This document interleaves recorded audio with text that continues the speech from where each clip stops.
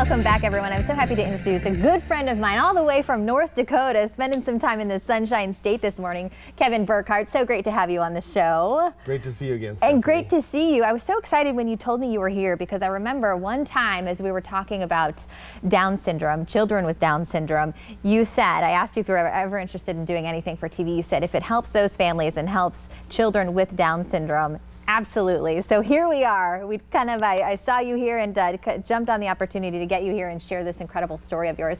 I have to say, Kevin is a friend of mine from North Dakota where I had my first anchoring job. And you come from a family of strong faith.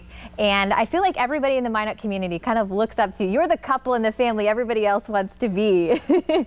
You and your wife, Paula, and is it 5 kids now or?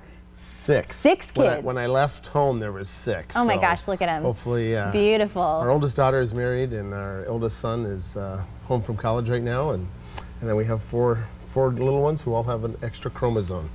So this journey that you have been on is just kind of an incredible story and path that you have gone on. Share your story with everybody about your family and how you ended up with 6 beautiful children. Well, I'm pretty sure when Paul and I had our first date when we were 13, we went to a little laundromat because the movie we were going to go to, Oak Park Theater, the movie was above our age range. And we sat there and we talked about family and what we'd like for a future if we were ever to be married someday. And I'm pretty sure we didn't say 6 children, but we were blessed with a daughter, perfect. A few years later, we had a son, and then a few years after that, there. Just the other night here in Florida. Yeah, you're at is that the boathouse? The boathouse. There we go. Had a great time there.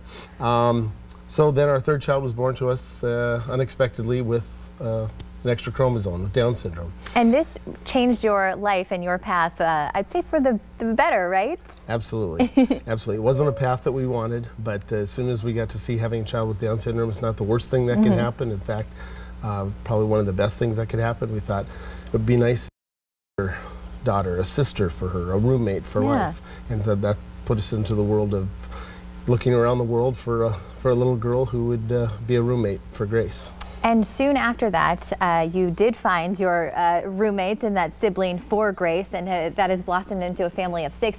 Your story about your family, your incredible family, was actually even featured in a national magazine, Women's World magazine. Yep. So what was that like? Well, it was pretty neat. They had a local photographer come to our home and take some pictures and interviewed us over the phone, and then it made a publication somewhere around January or February of 2010.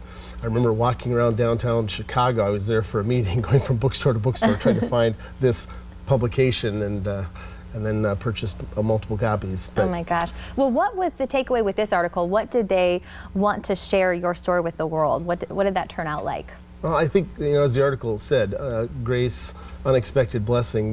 The actual name Grace, which we chose long before we knew she was going to be born with Down syndrome, the word grace means a blessing given undeserved. And so we clung to that promise as we tried to grapple with this new baby girl and Down syndrome and what's that going to encompass.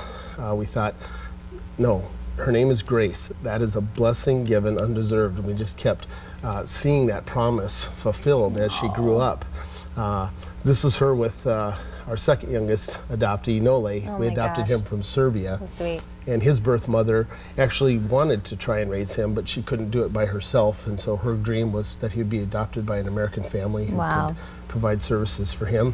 So, yeah, and then we had these 3 children. We had these 2 girls and this boy. And one day I was driving home from a conference and heard a song by Audio Adrenaline called Kings and Queens. It's a song of adoption, and that convicted my heart that Nole needed a little brother. If Grace was going to have a little sister, then Nole needed a little brother, and so. Well, we have about a minute left, and you're here to really advocate for these children with Down syndrome. And with the minute that we have left, if you could describe the journey of what you went through to adopt. You had to leave the country, and you learned quite a bit, and some surprising things, some maybe sad things as well. But what was that like? Well, the main thing is that in many other countries, children with disabilities of any kind cannot be raised by their families. It's culturally expected to leave the child at the hospital, where they go to an orphanage, and somewhere between age 4 and 5 they go to an institution. So our hope is that children would be adopted, find their forever family, Not everybody can give birth to a child with Down syndrome. It's kind of a genetic lottery, but everybody can either adopt a child with Down syndrome or can support a couple who would like to adopt a child with Down syndrome. That's our hope. Yeah. And next month, a couple's going to Lithuania to adopt a little girl who had been out of the orphanage for 7 years and off the adoption record, so to speak, and now she's going to have a forever family. Oh so my gosh. that's our Happy hope, ending that's to our it. dream. So if somebody is in your shoes right now, or maybe you have kind of changed someone's path as well here, what do you suggest they do? If they're a parent or a family out there wanting to adopt, what's your advice? Well, you can go on the internet. There's places like Reese's Rainbow. You can reach out to us. We'd love to help facilitate the hurdles that you go through, but it doesn't take a special family to adopt a child with Down syndrome. It makes a special family. Well, we feel we've been very blessed. I admire your family and everything that you've done. You've been such an inspiration to me, and I'm so glad you took some time to chat with us and share your incredible story.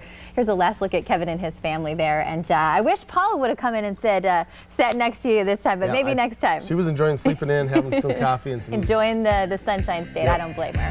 If you want more on Kevin's story or want to see this interview again, head online. Check us out, fox4morningblend.com. Up next, another family man on a mission. He was inspired by his niece. How his work with Madison's Match is helping children right here in Southwest Florida by bringing together the community and some of your favorite pro golfers.